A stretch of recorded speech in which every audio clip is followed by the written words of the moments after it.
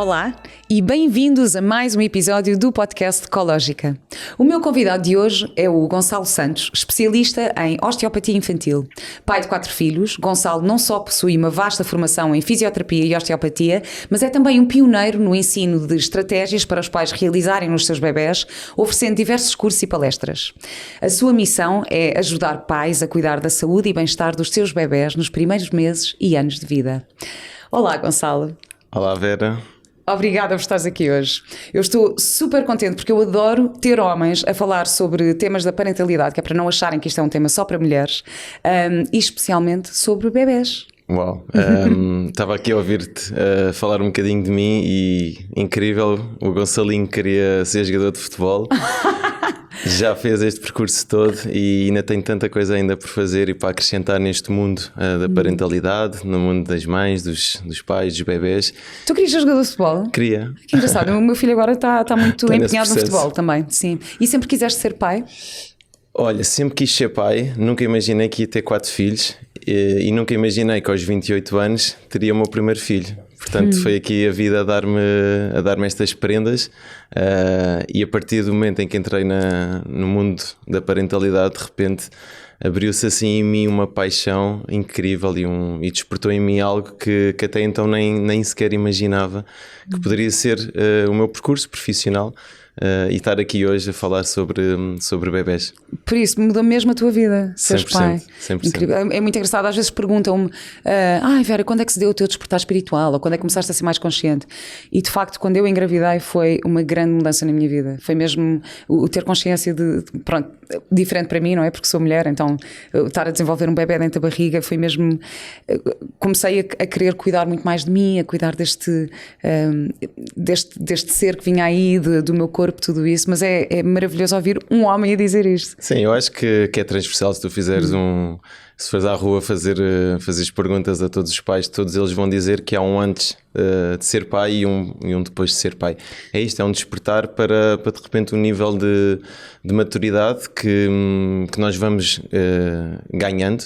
Não é algo que de hoje para amanhã, ok, já tens um bebé nos braços e de repente já és uma pessoa mais madura. Não, é um processo de crescimento gradual. Mas de repente parece que a vida ganha outro sentido. Aquilo que antes era uma prioridade, se calhar mais egocêntrica, de repente começas aqui a despertar para uma responsabilidade que é teres que cuidar, teres que estar disponível para cuidar de uma criança, de um filho, de uma família. Porque em mim também não só despertou-me para cuidar do bebê, o meu primeiro filho, mas de repente para a consciência, de repente somos uma família. Já não é só um casal que namorados, ou no caso já estávamos juntos há algum tempo, mas também despertou para mim este sentido de responsabilidade da família. E pronto, foi um processo que depois do primeiro veio o segundo, depois do segundo veio o terceiro, depois veio o quarto. Ai, que bonito, Gonçalo, é tão bonito ouvir-te falar. E uma pergunta que eu também tinha para te fazer é se essa relação de pai ou essa responsabilidade, essa consciência da família acontece logo quando o bebê está na barriga ou só acontece quando o bebê vem cá para fora? Porque isto é sempre uma questão, não é? Porque as mulheres criam, se calhar, laços mais cedo, se calhar para os homens. Como é que isso foi para ti? Tu criaste logo uma relação com a barriga, com este ser que vinha aí? No meu caso sim, porque inicialmente foi assim um choque saudável, mas depois a partir do momento em que realmente as consultas iam acontecendo, íamos vendo as ecografias, de repente o bater do coração é algo realmente transformador. E no meu caso foi algo que em mim me despertou sempre uma vontade imensa de fazer parte do processo, porque também sei que alguns pais também se assustam um pouco no início, mas no meu caso foi mesmo cair aqui numa linha de amor. Também entraste em estado de graça? Também estavas em estado de graça? À minha maneira. E eu gostei muito de estares a falar da maturidade, por acaso, porque eu acho que nós, quando somos crianças, quando somos filhos mais pequenos, temos a ideia de olhar para os nossos pais como eles são os adultos responsáveis e maduros, e de repente estás aqui e eu penso assim, não, eu continuo a ser uma criança, eu só tenho mais responsabilidades. Ou seja, a nível Tu sentes isso ou não? De repente olhas para os teus pais, quando tu achas, imagina, tu disseste, foste pai aos 28, quando nós éramos miúdos, 28 já é velho. Exato. Olha, houve várias coisas que neste processo de entrar neste mundo da parentalidade aconteceram. A primeira coisa foi voltar a olhar para a minha mãe e para o meu pai com uma admiração que ali na adolescência, naquele início de vida adulta, nós acabamos mais cedo ou mais tarde por criticar muito os nossos pais e achar que eles são chatos e até às vezes sermos um bocadinho injustos com eles. Quando eu fui pai pela primeira vez, eu lembro-me perfeitamente de ter consciência de que voltei a valorizar muito o trabalho que a minha mãe e o meu pai fizeram por mim. Ou seja, voltou-me a aproximar e a admirar os meus pais, como se calhar em criança o fiz, e depois na adolescência e vida adulta não o fiz tanto. Portanto, voltei a admirar muito os meus pais, isso aconteceu muito. E depois, o que também aconteceu foi voltar realmente a perceber o quão importante é eu não me esquecer de mim.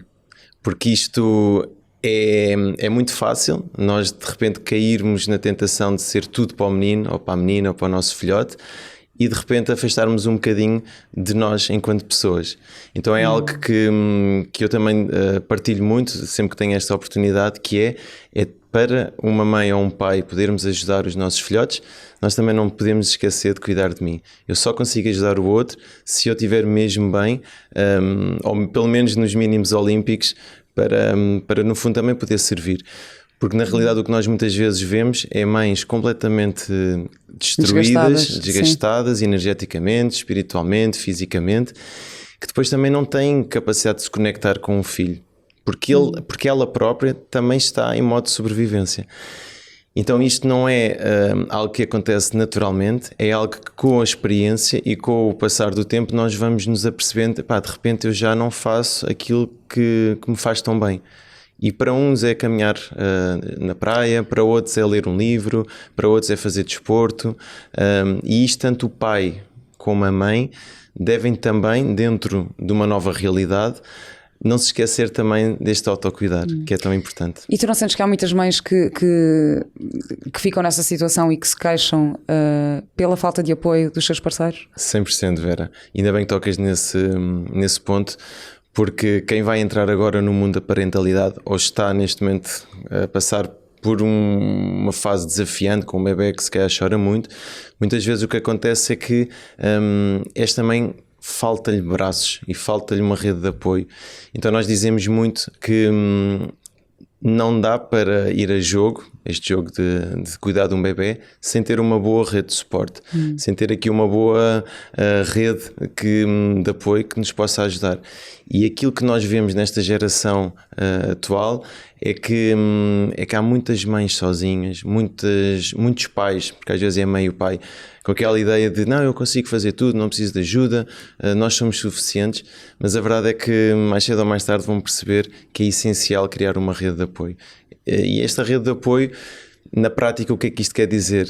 Na prática é alguém que possa, por exemplo, ajudar esta mãe a cozinhar, ajudar esta mãe a passar a roupa, é ajudar esta mãe a cuidar da casa, é ajudar esta mãe para ficar com o bebê, porque o bebê recém-nascido, ele vai precisar de muito colo. É verdade. E muitas vezes se eu tenho uma mãe sozinha, e sozinha a passar o dia todo sozinho, que isto acontece, porque as amigas estão a trabalhar, porque a família não está próxima, porque o marido já voltou ao trabalho, e de repente temos uma mãe que nem sequer consegue ir à casa de banho. E isto depois entramos aqui num ciclo de desespero, muito por consequência. Eu lembro-me disso, mas quando estava alguém em casa eu também usava a casa de banho para ficar sozinha. Agora tenho mesmo que ir à casa de banho. Eu fechava-me na casa de banho tipo há algum tempo, sim, pelo menos tenho uma desculpa para estar aqui. Eu lembro-me de fazer isto conscientemente. E é engraçado estás a dizer isso. E pronto, eu estou separada, não é? Tenho guarda partilhada, portanto estou com o meu filho semana sim, semana não. E é engraçado falares dessa parte da rede de apoio, porque isto também acontece muito com pais separados, pais e mães separados. E há uns meses atrás eu queria ir acampar com o meu filho e não sei o quê, e convidei dois amigos meus, pais solteiros. Por acaso estamos com as semanas alinhadas, e então fomos os três. Eu fui com o meu filho, foi esse meu amigo com duas filhas e foi outro meu amigo com o filho também. E eu disse, isto é mesmo importante, porque às vezes também acontece, e trazer também aqui alguma consciência a isto, que é quando nós ficamos nesta questão da guarda partilhada, ou só temos o nosso filho semana sim, semana não, muitas vezes acontece pais ou famílias combinarem programas de agora vamos passar o fim de semana fora com os miúdos, olha, vamos convidar aquele casal de amigos, e muitas vezes não se lembram dos pais solteiros. Pois. Isto acontece. E eu fiz isto com estes meus amigos. Olha, somos todos pais solteiros, vamos ficar com as semanas alinhadas e vamos combinar. Nas semanas que estamos com eles, fazer programas com os miúdos. E nas semanas que não estamos com eles, vamos divertir-nos. Pronto, não. Mas, e depois desse fim de semana, um desses meus amigos criou um grupo no WhatsApp que se chama It Takes a Village. Portanto, é um grupo do WhatsApp É preciso uma que é preciso uma aldeia para nós cuidarmos uns dos outros. E então juntámos um grupo com os pais separados, não é? Que têm os filhos semana sim, semana não, para conseguirmos criar programas uns com os outros e ajudar-nos uns aos outros. E isso antigamente, nas aldeias, como tu estás a dizer, fazia parte do jogo, não é? Ver ali primas, avós, amigos, que no fundo pudessem dar uma ajuda. E um par de braços é mesmo, muitas vezes, game change, muda o jogo. Porque de repente esta mãe consegue respirar um pouco. E isto numa situação que nem sequer aconteceu nada de especial. Agora imagina, por exemplo, uma mãe que teve um pós-parto muito desafiante do ponto de vista físico, com uma laceração grande, precisa de fazer a sua fisioterapia, tem dores físicas, não é? De repente, esta mãe também precisa de tempo para reabilitar-se, para tratar de si. E muitas vezes quando nós vemos realmente bebés muito desorganizados, uma das primeiras questões que para mim me despertam é: como é que está esta mãe? Aliás, eu até acho, e não estou a fugir muito a... O que é um bebé desorganizado? Desculpa, ainda estou com esta Olha, pergunta na cabeça. Se calhar, tem a ver com os ciclos de sono? Ou... O que é um bebé desorganizado? É um bebé que basicamente pode estar sempre a chorar. E há bebés que choram 3, 4, 5 horas seguidas. Há bebés pequeninos que dormem... Às vezes passa um dia inteiro sem dormir, quando o bebé tem que ter aquela ideia clássica que é come e dorme, come e dorme, come e dorme. Então há bebés que realmente estão muito estressados, muito desorganizados, quer dizer que não estão a fazer aquilo que a maior parte dos bebés deveria fazer, que é estar tranquilos. Então hoje em dia, antigamente sempre que o bebé chorava era um bebé que tem cólicas. Hoje em dia percebe-se que nem tudo é cólicas, mas aparece aqui um novo conceito que é os bebés intensos, ou os bebés high need. E esses bebés high need, Vera, são aqueles bebés que estão sempre a chorar, estão sempre desorganizados. E temos que olhar para este bebê e perceber o que é que este bebê nos está a tentar dizer, o que é que lhe está a faltar. E muitos são intensos ou são high need porque não têm aqui se calhar a segurança que deviam ter. Porque não sentem o seu cuidador também bem para cuidar dele. Outros são muito nervosos e são muito desorganizados porque de repente nasceram e nem perceberam muito bem que já estão cá fora. E hoje em dia com as cesarianas, com os partos induzidos, muitas vezes há bebés que deviam nascer mais perto das 40, 41 semanas e estão cá fora às 38, 37 e de repente é um bebé que vem desorganizado. Muitas vezes na maminha, na amamentação, são bebés patarecas, que nem sabem muito bem fazer a sua função. E quando nós começamos a perceber o contexto, percebemos ou é o bebé que realmente tem aqui a necessidade de um olhar mais específico, ou muitas vezes é a mãe que está sem rede de apoio, está exausta, está cansada.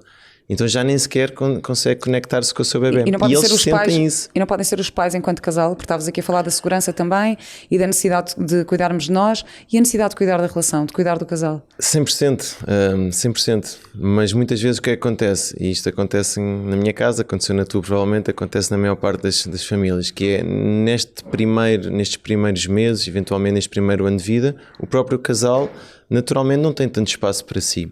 E isso é um processo também normal. Porquê? Porque estamos todos num modo meio de sobrevivência. O bebê e os pais. Porquê? Porque e a privação de sono. E a privação claro de sono, porque há cansaço acumulado e de repente há desafios, não é? E quais é que tu achas que são assim os maiores desafios emocionais, físicos e psicológicos para os homens na paternidade? Olha, o cansaço acumulado é uma realidade, porque anteriormente eu conseguia dormir as minhas 7, 8 horas e de repente tenho uma noite partida em vários pedaços. E na minha individualidade foi isso que mais me dificultou, foi realmente sentir aquela sensação de cansaço, o cérebro fica mais pesado, o meu humor fica alterado e de repente a minha vontade de estar com pessoas e a minha vontade também de me conectar, andamos todos aqui muito no mínimo. E depois o que acontece? Depois há aqui outra questão que é, muitas vezes estas licenças de paternidade não fazem sentido da forma como elas se apresentam hoje em dia, porque uma mãe não está preparada biologicamente para, passado um mês, estar sozinha só com o seu bebê. E o primeiro mês corre muito bem porque está o pai a dar ali uma excelente ajuda, mas depois o pai tem que ir trabalhar. Então estas licenças de maternidade e paternidade de repente vêm-se a mostrar que são algo que não estão bem construídas. Eu passado um mês estava a trabalhar, Gonçalo. Tu, não é? Eu estava a trabalhar, mas assim, não posso queixar, tive condições incríveis. Eu estava a fazer um projeto de televisão e eu avisei logo a produção, disse, eu quero fazer a amamentação livre, portanto eu não vou estar a dar, e não quero estar a dar biberon, nem vou estar a contar horas, portanto é assim... Para eu fazer este trabalho, vão ter que aceitar estas condições. E correu super bem. Custou-me imenso, obviamente. Ele tinha 5 semanas, era um ratinho deste tamanho. Cheguei ao estúdio, tinha uma pessoa que estava sempre com ele numa sala e quando ele chorava, mandava-me uma mensagem, eu saía do estúdio e ia dar de mamar. Pronto. Foi super cansativo. Eu lembro-me de chegar aos 5 meses, quando o Mateus tinha 5 meses, e eu estar tão cansada, mas tão exausta, que de teres aqueles momentos de loucura, não é? Claro, assim, claro. O que é que eu faço? Porque imagina, Vera, são 5 meses em que tu estás a dormir mal, em que tu estás a dormir aos bocadinhos, em que tu se calhar não te estás a nutrir, até do ponto de vista nutricional tão bem, e de repente a tua energia vai andando por aí abaixo. Mas por outro lado fez-me super bem eu estar a trabalhar e estar rodeada de pessoas, porque eu também tive uma amiga que escolheu só ficar em casa e às tantas ela não conseguia sair de casa, às tantas ela entrou, eu lembro-me já tinha passado 8 meses, os nossos filhos nasceram todos na mesma altura, e nós assim, vamos combinar-nos aqui ao parque, estamos aqui no parque ao pé da tua casa, daí estamos aqui com os miúdos um bocadinho. E ela não conseguia sequer fazer a mala para sair de casa porque era um bebê que tinha essa necessidade ainda de muito contacto. Sim, e porque ela própria, enquanto mãe, como ficou tanto tempo no mesmo sempre sozinha em casa, naquele ambiente, custava-lhe muito organizar-se para sair de casa. Claro. Sabes? Era mesmo um bicho de 7 cabeças. Portanto, por um lado, é assim, tive esta minha experiência de muito exaustiva estar a trabalhar, mas por outro lado também foi bom eu ter mais alguma coisa para fazer. Porque sabes? no fundo aí estavas, sem te aperceberes, a nutrir também a Vera enquanto pessoa. Exatamente. Que é uma Vera que gosta de pessoas, é uma Vera que precisa deste lado social. Isto tem muito a ver com o teu perfil comportamental, a tua personalidade. Há outras pessoas que precisam também disso, mas não conseguem, porque de repente temos um bebê que não consegue-se fazer nada. E nós, na nossa segunda experiência, a minha esposa entrou aqui num estado muito complicado, a entrar ali numa depressão pós-parto, porque estava o dia todo com a nossa filhota e era uma bebê realmente que precisava de muito contacto, de muita atenção. Ela não conseguia largar a bebê para nada e estava sozinha em casa. E aí realmente foi um acordar para a necessidade de falar sobre esta rede de apoio. Porque sozinha é muito difícil, para não dizer impossível, que funcione e que seja prazeroso. Porque eu defendo muito que a parentalidade e ter filhos é uma coisa fantástica, mas nós temos realmente que perceber algumas regras do jogo. E uma delas é não estar sozinha, é rodear-se de pessoas, porque um par de braços faz toda a diferença neste equilíbrio entre mãe e bebê. E foi nessa altura que despertaste para a osteopatia infantil? Foi? Curiosamente. Que idade é que têm os teus filhos agora? O mais velho tem 12, a segunda tem 10, 7 e 4. Portanto, 12 já está naquela altura em que vai começar a desvalorizar os pais, a irritar. Não é adolescência, não. Não estou a brincar, como estavas a dizer que na adolescência. Sim. Estás preparada? Eu ainda não estou muito preparada. Então, como é que isto surgiu? Porque, como eu disse no início, nunca imaginei na minha vida que eu me fosse tornar especialista em bebés, especialista em osteopatia infantil. Mas realmente tudo acontece de uma forma muito natural. E acima de tudo trazendo aqui ao consciente uma característica que em mim que é muito inata, que é esta capacidade de observar e de refletir aquilo que vou observando. Então eu trabalhava com adolescentes, com adultos, já inicialmente como fisioterapeuta, depois formei-me em osteopatia e foi na osteopatia que eu encontrei mais prazer em termos profissionais.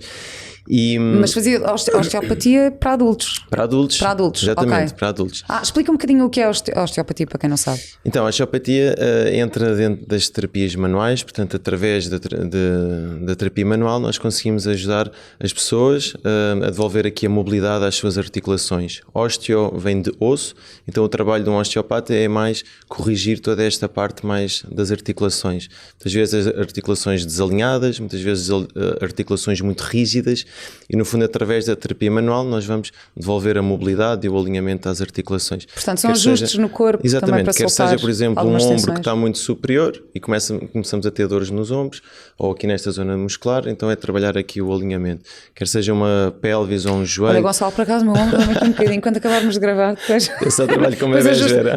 Fogo! Pronto. Mas na minha clínica temos lá uma equipa Tá bem, especializada depois em dás-me o adultos, depois contacto. falamos. Então, eu venho realmente dos adultos e tal como tu dizes, estas dores que os adultos têm. E na realidade nós já observávamos alterações na postura, alterações nos membros, joelhos para dentro, joelhos para fora, pronto. Alterações também no formato da cabeça, que é um tema também muito interessante. E quando fui pai e entrei de repente no mundo infantil, comecei a perceber, mas espera aí, o meu filhote já vem com as pernas todas arqueadas. E eu tenho as pernas arqueadas. E a minha mãe dizia que era de jogar à bola. Portanto, mas espera, isto não tem nada a ver com jogar à bola. Isto tem a ver com algo que aconteceu que fez esta criança desalinhar ou deformar aqui, no caso aqui as pernas. E comecei a observar os filhos dos meus amigos, uns vinham com a cabeça achatada. Mas espera aí, há imensas figuras públicas que têm também esta cabeça achatada, mas já começa desde pequenino. E as escolioses, que é aquelas colunas todas em S.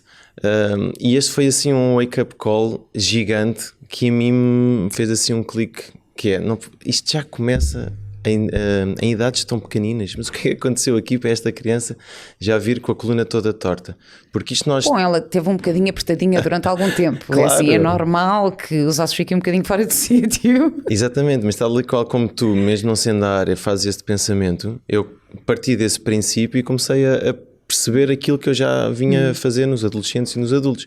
Porque aos 12, 14 anos, quando há aqueles picos de crescimento gigantes da adolescência, de repente tu vês o teu filho na praia com a coluna toda torta e já despertas, não é? Já é visível a todos. E aí vais ao médico e começas aqui um processo de correção postural. Mas aquilo que mais me surpreendeu foi ver estes desalinhamentos em minis, em pequeninos, em bebezinhos, acabados de nascer ou nestes primeiros meses. Isso para mim foi brutal, porque de repente foi um despertar para, espera aí, há toda aqui uma questão temporal que nós estamos a desperdiçar.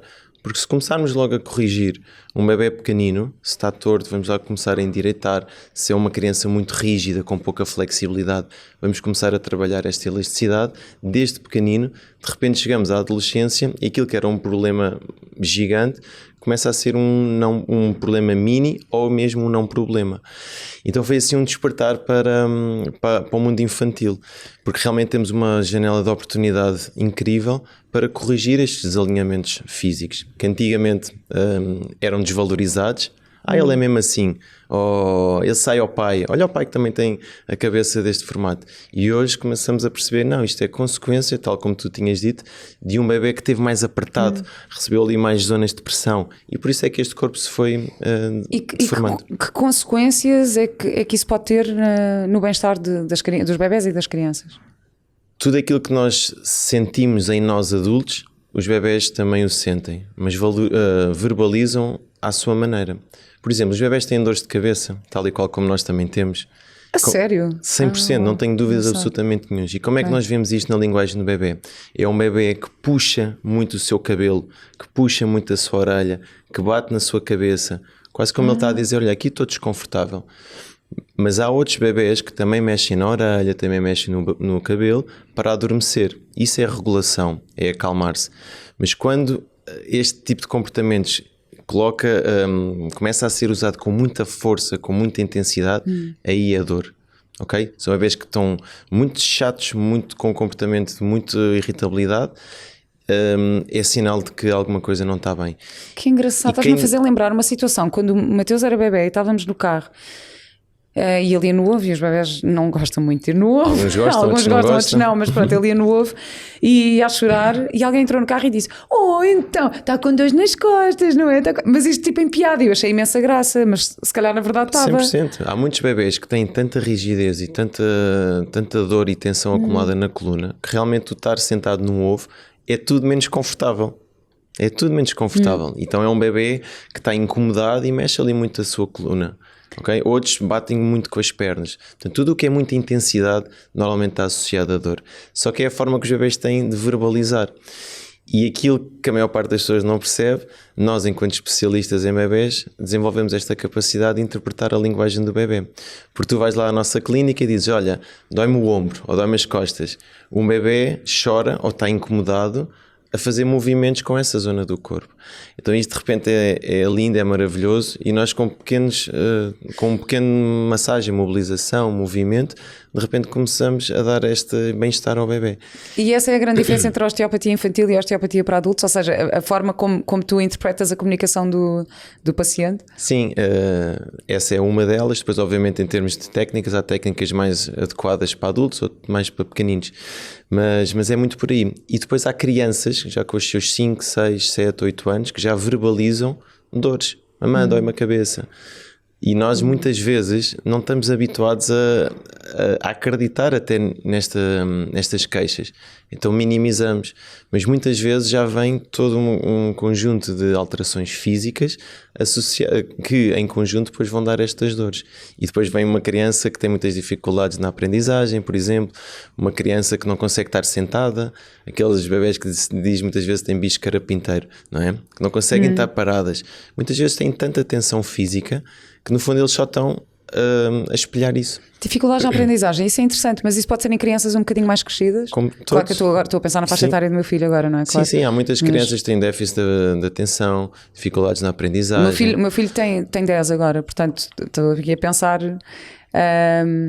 se isso também pode estar relacionado ou não. As próprias dislexias, não é? Que hoje em dia já se valoriza, felizmente, só que depois, na minha percepção e na minha opinião, falta aqui ainda incluir os osteopatas nestas equipas multidisciplinares, porque muitas vezes o que eles têm é dores de cabeça e dores na sua coluna e no fundo não conseguem estar tranquilos e disponíveis para aprender.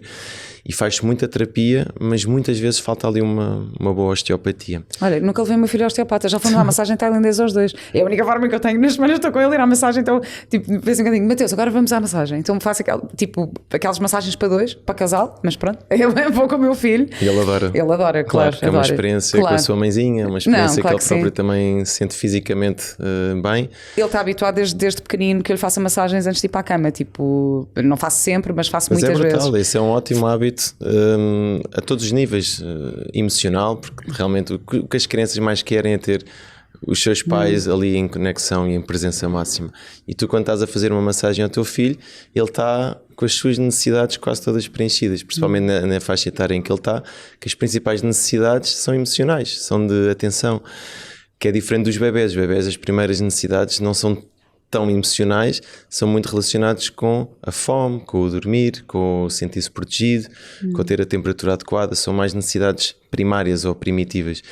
A partir do momento em que eles começam a crescer, começa aqui o tema emoções a ser o principal. Portanto, eu percebo porque é que ele adora. Adora mesmo, sim. Às vezes, como ele diz, mãe, hoje quero o kit completo, hoje quero leite vegetal, hoje quero leite vegetal, a história, a massagem e posso dormir na tua cama. Emoções, vai tudo direcionar às emoções. É verdade. E às vezes quando tenho os paizinhos com bebés pequeninos lá na consulta, uma das primeiras perguntas é então, estão a gostar da experiência, estão a curtir, estão-se a divertir? Porque tenho muito esta ideia de que é possível divertirmos com um filho pequenino. E eles às vezes começam ali...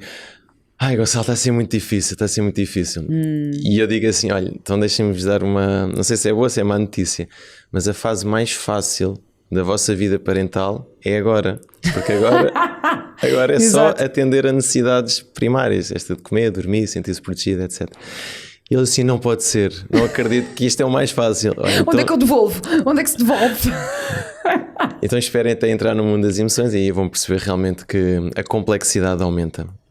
E tu tens formação em fisioterapia, não é? Que com certeza te ajudou muito também aqui nesta... Sim, quando entrei entraste... na terapia manual. A fisioterapia é uma terapia manual também. É necessário termos formação em fisioterapia para podermos aplicar a osteopatia nos nossos filhos? Hoje em dia já há licenciaturas em osteopatia. No meu tempo, há 20 anos atrás, eu ainda não havia licenciaturas em osteopatia. A osteopatia era um curso. E eu fiz a minha formação em fisioterapia e depois complementei com a osteopatia. Senti ali no final do curso que precisava de continuar aqui a minha formação e depois tirei a minha segunda licenciatura em osteopatia na Escola de Osteopatia de Madrid e pronto, e aí apaixonei mais por este trabalho ósteo, este trabalho mais de alinhamento estrutural ósseo. Já falaste aqui de alguns benefícios desta prática para pais e para filhos. Há alguma coisa que queiras acrescentar em termos de benefícios? Da osteopatia? Sim. Sim, olha, acima de tudo é perceber um pouco, voltando atrás na história, é perceber que estes bebés muitas vezes dentro da barriga da mãe estão ali sob muita pressão. Bebés que dão a volta muito cedo, estão a gravidez toda, em que a cabeça do bebé está ali em muita tensão, em muita compressão nos ossos da pelvis da mãe. Muitas vezes são bebés que ao invés de terem tanto movimento estão ali muito num único sítio. Portanto, são bebés que depois cá fora nós vamos ver que são bebés fisicamente muito rígidos. Uns com mais tensão na cabeça, outros com mais tensão no tronco, outros com mais tensão nos membros inferiores, nas pernas. Então são bebés que quase todos têm aqui alguma questão, ou pela gravidez ou pelo parto, que muitas vezes são partos muito instrumentalizados, com fórceps, com ventosas, com muita força associada, e alguns bebés passam realmente muitos desafios, então vêm realmente com algumas marcas até de muita compressão, cabeças muito formadas. Então eu acho muito honestamente que estes bebés, e noutros países isso já acontece, são vistos logo na maternidade por um osteopata, porque muitas vezes do ponto de vista físico realmente foi um grande desafio para estes bebés, e isto depois vai influenciar a amamentação, vai influenciar as cólicas, vai influenciar o refluxo, vai influenciar o respirar. No fundo, muitas vezes é a diferença de termos um bebé tranquilo e organizado, como já falámos aqui, e um bebé completamente desorganizado, todo instável, em que a amamentação é um filme de terror, em que o dormir também muitas vezes não acontece por desconforto físico, em que o evacuar as cólicas e a obstipação é algo real. Então, no final de contas, a osteopatia vem trazer aqui algo que muitas vezes não é assim também muito pensado, que é fisicamente este bebé pode também ter tensões e dores, e por isso é que ele tem o comportamento A, B e C. Então quais são os sinais a que os pais devem estar atentos? Tu falaste há bocado, o puxar o cabelo. Sim, o dormir mal também pode ser um sinal? O dormir é uma consequência. Se tudo estiver bem, o bebé dorme bem. Okay. Se alguma coisa faltar, o bebé levanta a mão e pede ajuda. E o que é este faltar? Pode ser presença, e aí não é físico, é emocional. Eu, bebé, estou muito inseguro, de repente estou sozinho no meu quarto e tenho medo, então vou querer estar junto dos meus pais. Isso é emocional, então não é físico. Mas muitas vezes um bebé que esteja cheio de cólicas, cheio de dores de barriga, pode não dormir por desconforto físico. Um bebé que tenha dor na coluna, um bebé que tenha um refluxo, e o refluxo... Então as cólicas também podem ser aliviadas com osteopatia? Sim, porque é assim, se as cólicas são causadas por algo físico, uma postura do bebé muito em fecho, um abdômen que está ali todo ele muita tensão, o que acontece é que depois todo o trânsito intestinal não flui e o bebé depois tem dores de barriga. Eu neste fim de semana tive cólicas porque comi coisas que não devia e realmente hipervalorizei os bebés, porque ter cólicas é mesmo chato. É umas guinadas na barriga que eu acredito que impedem o bebé de dormir. Portanto, muitas vezes o tema sono é preciso perceber o que é que este Claro. bebé me está a dizer. E há muitos bebés que, por exemplo, não dormem na horizontal, só dormem na vertical.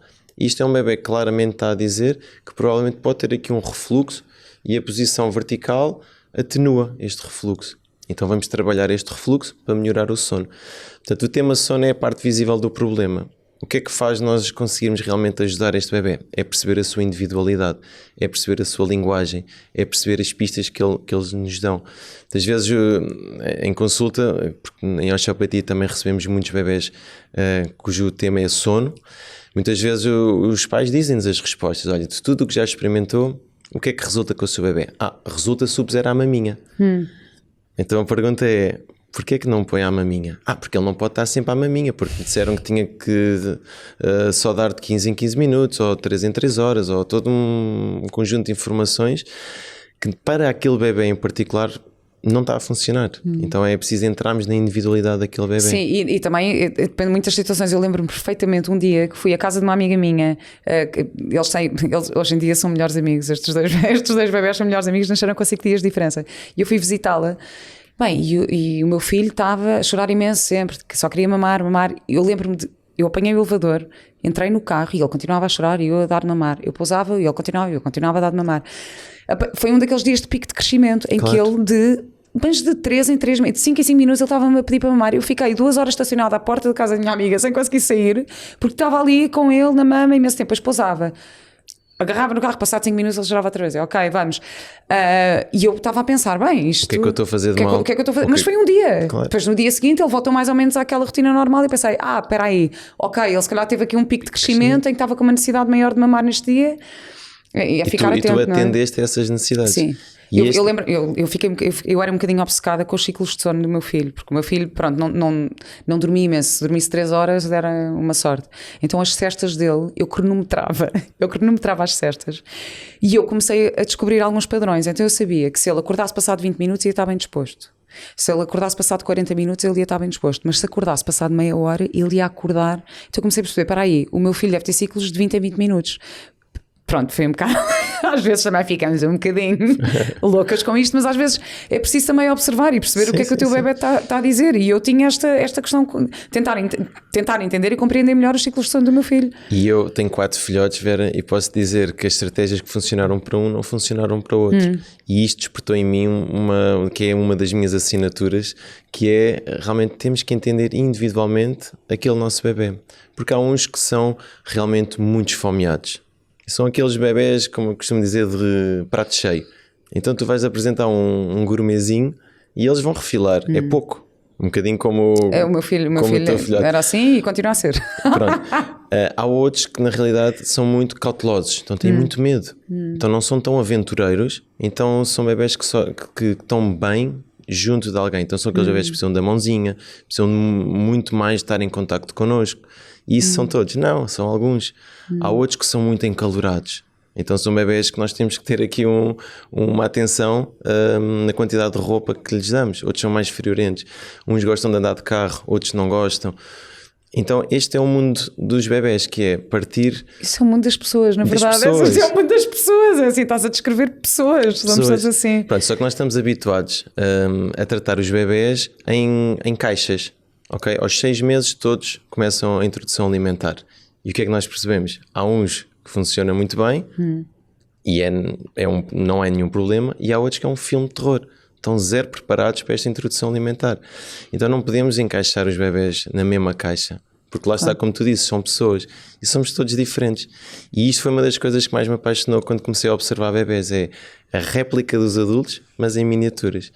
E tu achas que a osteopatia infantil pode ajudar a fomentar a ligação entre pais e filhos? Ou melhor, eu vou dizer, entre a pessoa que não carregou o filho na barriga, porque hoje em dia também há imensos casais homossexuais e há uns até que pronto, há quem não tenha gerado o bebê em si, há quem... Pronto, sim. Achas que pode ajudar a fortalecer essa relação? De uma forma indireta, sim. Porque a osteopatia é terapêutico, ou seja, um bebê tem algo que é preciso trabalhar do ponto de vista clínico e a osteopatia vem resolver esse problema. Só que o que é que eu vejo muito em consulta? Vejo que os pais levam muitos trabalhos de casa, ou alguns trabalhos de casa. Por exemplo, imagina que se é um bebê que está todo ele muito encolhido e que não consegue esticar bem as perninhas. Este é um bebê que provavelmente tem cólicas, então das coisas mais importantes que nós vamos ter que fazer é fazer uns exercícios para esticar as pernas do bebê, para haver mais espaço na barriga, para todo o sistema intestinal funcionar. E quem é que vai fazer isso? São os pais em casa. Então, esta é uma forma de conexão que os pais vão ter que ter com os seus filhotes, porque há muitos pais que têm medo de mexer nos bebés. Então tu podes-me dizer, a osteopatia fomenta a conexão? Indiretamente sim, porque na osteopatia identificamos um problema que a sua resolução é através de trabalhos de casa, através de exercícios ou massagem. E isso quem vai fazer é os pais. Então o que acontece? Indiretamente nós estamos a ajudar os pais a tocar nos bebés, a conectar-se com os bebés, a estar próximo dos bebés, a estar olho no olho com os bebés. E isso é brutal e lindo, porque é o que, é o que o bebê mais quer. É ter ali o cuidador a tratar dele. Acho super importante estás a dizer isso, de termos medo de mexer nos bebés. Eu era assim, eu tinha medo de mexer nos bebés. Tipo, as minhas amigas tinham... Eu antes de ter o meu filho, as minhas amigas tinham filhos, eu não sabia pegar num bebê, ficava tipo, o que é que eu faço? Isto vai partir.